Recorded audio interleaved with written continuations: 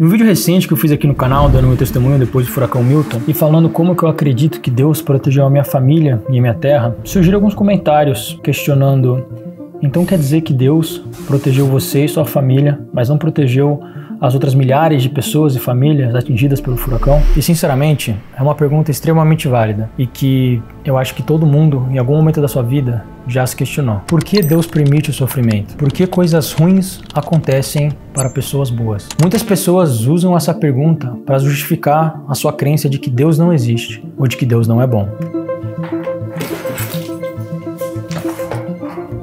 Então, hoje eu gostaria de trazer algumas considerações sobre isso.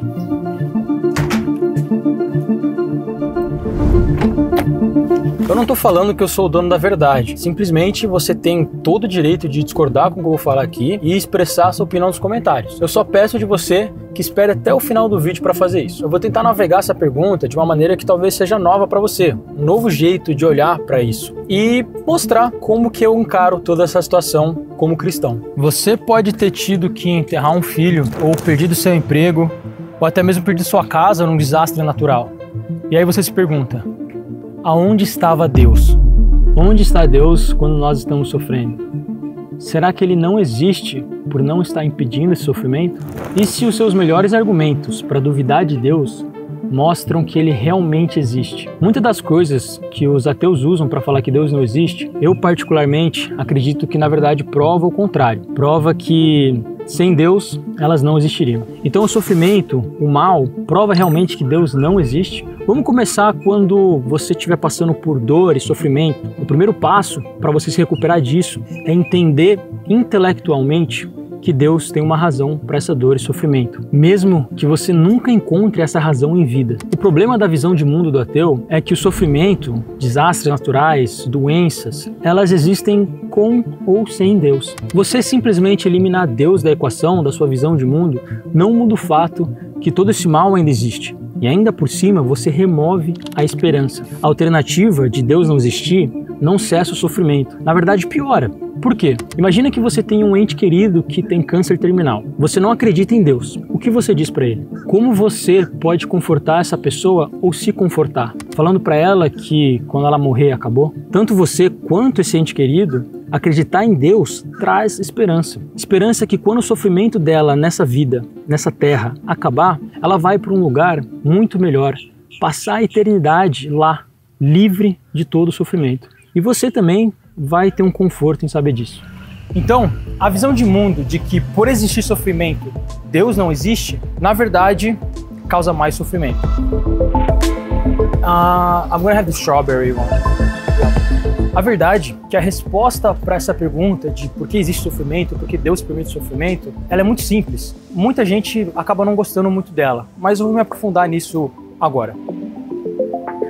Thank you. E a resposta é o livre-arbítrio. O fato de nós termos o livre-arbítrio é muito mais plausível de nós sermos uma criação de Deus do que apenas um acidente de moléculas e reações químicas que vieram do nada e, por meio do caos, geraram ordem. O fato de você poder escolher amar o seu inimigo, como Jesus nos comanda fazer, só é possível por você poder escolher fazer isso. Senão, o seu amor por qualquer pessoa seria apenas um acidente de reações químicas aleatórias do seu cérebro. Por exemplo, se eu te dou um soco na cara e te falo: desculpa, mas foi Deus que me mandou fazer isso, provavelmente você não iria aceitar isso como desculpa ou justificativo. Não foi Deus que permitiu que eu te causasse essa dor, foi simplesmente uma escolha minha. Deus, ao nos dar o livre-arbítrio, escolheu de certa forma limitar o seu poder e não intervir em nossas escolhas. Até mesmo porque, qual seria o sentido de nos criar se nós fôssemos apenas robôs, programados, sem vontade própria, que amassem a Deus por obrigação? Por definição, isso não é amor.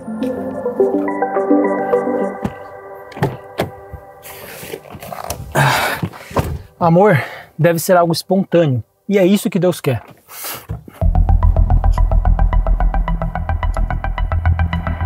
Deus é sim todo-poderoso. Todo-poderoso para fazer tudo que seja logicamente possível. Ou seja, Deus não pode fazer um círculo quadrado, nem um pedaço de pau com uma ponta só. E quando Deus nos criou, Ele nos fez livre. E isso implica Ele não poder interferir nas nossas ações, porque aí nós não seríamos livres, e isso seria completamente ilógico.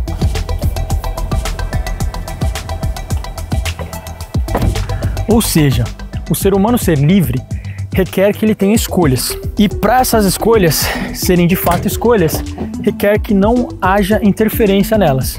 Senão, seria uma contradição lógica. Se o seu namorado te fala que para você provar que ama ele, você deve ter relações sexuais com ele, isso não é amor, é manipulação. Sei que muitos aqui podem querer usar o argumento do inferno como punição, mas lembre-se que o inferno é apenas a separação eterna de Deus. Ou seja, quando você decide viver uma vida inteira separada de Deus aqui na Terra, Ele vai honrar essa sua vontade e você vai passar a eternidade toda separado dele após a morte. E você aí? Você tem usado o seu livre-arbítrio para diminuir o sofrimento do próximo? Ou será que alguma vez você já usou o seu livre-arbítrio para causar sofrimento? Então, se Deus fosse eliminar o sofrimento, Ele não teria que começar por você? Na verdade, Ele teria que eliminar todos nós, como Ele já fez antes, mas prometeu que nunca mais o faria.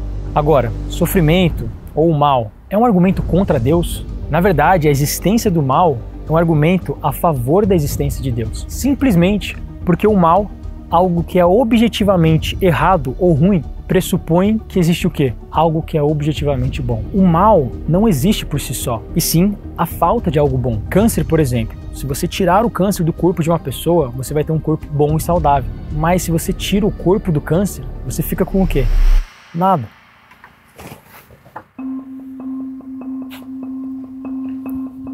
Só existe linha torta quando você sabe que é uma linha reta. Então, muitas pessoas gostam de falar que Deus não existe porque o mundo é muito injusto. Mas como que essa pessoa sabe o que é justo ou injusto se Deus não existe? Qual é o parâmetro objetivo para fundamentar a moralidade que essa pessoa usa? Aí que entra outro ponto. Sem Deus, fica difícil ou quase impossível fundamentar a moralidade objetiva, porque tudo passa a ser uma opinião de gosto pessoal. Matar é errado. Por quê? Porque não é bom? O que é bom ou mal? Eu posso continuar na interrogação usando a palavra porquê e a pessoa vai me dar infinitos motivos que vão variar de pessoa para pessoa, porque novamente vira uma opinião de gosto pessoal. Existem pessoas que marcaram a história do mundo, matando milhões de pessoas porque elas acreditavam que aquilo era o certo a se fazer. E convenceram outros milhões a ajudarem ela. Sem moralidade objetiva, é isso que vira o mundo. Pessoas se matando com diversas justificativas. Olhe para o mundo agora e as guerras que estão acontecendo nesse exato momento. Se matar é errado, porque as pessoas dos dois lados estão tentando justificar um lado ou outro. Você entende que hoje as pessoas estão relativizando morte de pessoas inocentes? Então, eu acho que você deve ser extremamente egocêntrico quando você impõe a sua moralidade sem fundamento objetivo em Deus. Você está falando para Deus o que é certo e o que é errado, quando você fala que Ele está errado em permitir tal sofrimento. Ah, mas Caio, por que eu passei por isso? Ou por que essa pessoa sofre desse jeito? A resposta é simples. Eu não sei, mas eu sei que Deus sabe. Imagina agora então que você vai jogar xadrez com um jogador profissional de xadrez e você é um completo amador. Você não sabe muito bem todas as regras ou possibilidades, mas você sabe o básico, você sabe como é que o jogo funciona. E em certo momento do jogo, você simplesmente vai se encontrar com uma jogada que esse jogador profissional, que sabe muito mais do que você, vai fazer,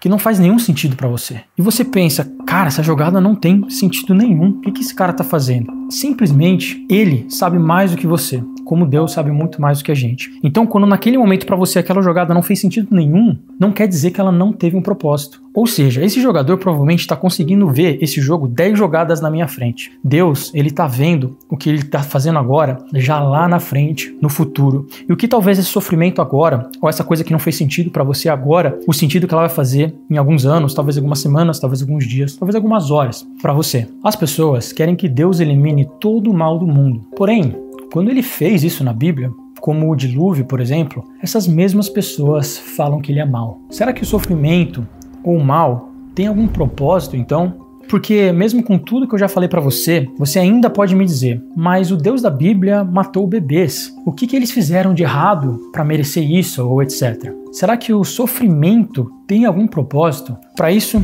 temos que saber qual é o propósito da vida, em primeiro lugar.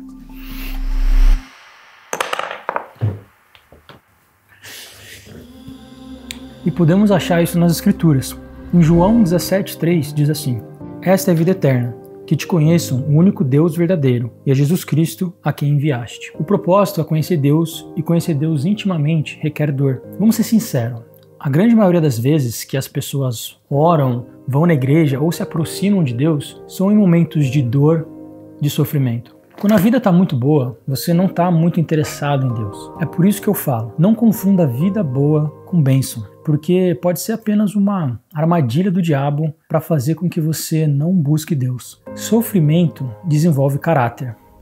Em Tiago 1,2 diz assim: meus irmãos, considerem motivo de grande alegria o fato de passarem por diversas provocações, pois vocês sabem que a prova da sua fé produz perseverança. E a perseverança deve ter ação completa, a fim de que vocês sejam maduros e íntegros, sem lhes faltar coisa alguma. Em Romanos 5,3 diz assim: não só isso, mas também nos gloriamos nas tribulações, porque sabemos que a tribulação produz perseverança. A perseverança, um caráter aprovado. E o caráter aprovado, esperança. E a esperança não nos decepciona, porque Deus derramou seu amor em nossos corações, por meio do Espírito Santo que Ele nos concedeu. O sofrimento é basicamente algo necessário para o desenvolvimento da nossa fé, espírito e para que sejamos cada vez mais parecidos com Jesus. Olha o quanto Jesus sofreu nessa terra. E foi por você. Você quer uma vida sem sofrimento nenhum.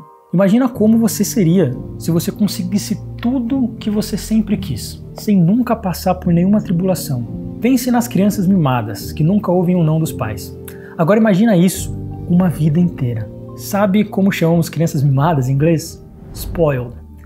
Spoiled kids. Spoiled significa estragado. Você seria um ser humano estragado, e o mundo seria cheio de seres humanos estragados. Virtudes só são desenvolvidas em meio a dificuldades. Não existe coragem sem perigo, não existe perseverança sem obstáculos, não existe compaixão sem sofrimento e não existe paciência sem tribulação. Então imagina um mundo sem perigo, sem obstáculos, sem sofrimento e sem tribulação. Também seria um mundo sem coragem, sem compaixão, sem paciência, etc. Em Romanos 8,28 diz assim: e sabemos que todas as coisas contribuem juntamente para o bem daqueles que amam a Deus, daqueles que são chamados segundo o seu propósito. Note que não diz todas as coisas são boas, e sim contribuem para o bem daqueles que amam a Deus. Então, mesmo se algo que você considera ruim acontecer com você, como poderia ser o caso da minha casa sofrer um grande dano do furacão, isso poderia ser algo que iria contribuir para um plano maior de Deus na minha vida, um plano bom. Em Jeremias 29:11 diz: porque sou eu que conheço os planos que tenho para vocês, diz o Senhor, planos de fazê-los prosperar e não lhes causarem dano, planos de dar-lhes esperança para um futuro. Deus pode extrair o bem de algo ruim, mesmo quando nós não conseguimos enxergar, como falei no exemplo do xadrez. Uma gravidez inesperada pode ser vista como algo ruim naquele momento. Infelizmente, por muitos hoje é visto como algo que vai destruir a vida daquela mulher. Essa gravidez pode ter sido fruto de um relacionamento tóxico e abusivo. Mas esse bebê pode se tornar alguém que vai salvar diversas vidas, que vai criar algo inovador para que possa ajudar a humanidade de diversas formas, etc. José, na Bíblia, foi vendido como escravo por seus irmãos. Foi depois acusado injustamente por tentativa de abuso e foi preso. E mesmo assim, ele diz isso em Gênesis 50:20. Vocês planejaram o mal contra mim, mas Deus o tornou em bem, para que hoje fosse preservada a vida de muitos. Deus consegue ver o bom em uma situação ruim, muito antes de qualquer um de nós. E aí entra o argumento do ateu. Mas se Deus é todo poderoso e Deus é amor, como que ainda coisas ruins acontecem? Ainda mais para pessoas boas. Ou ele não é todo poderoso, ou ele não é amor. Mas aí você esqueceu que Deus também sabe de tudo. Ele vê o bem que vai ser gerado daquele sofrimento muito antes de você. Se você tivesse o poder que Deus tem, você provavelmente faria muita coisa diferente dele. Mas se você também tivesse a sabedoria dele, você não faria nada diferente.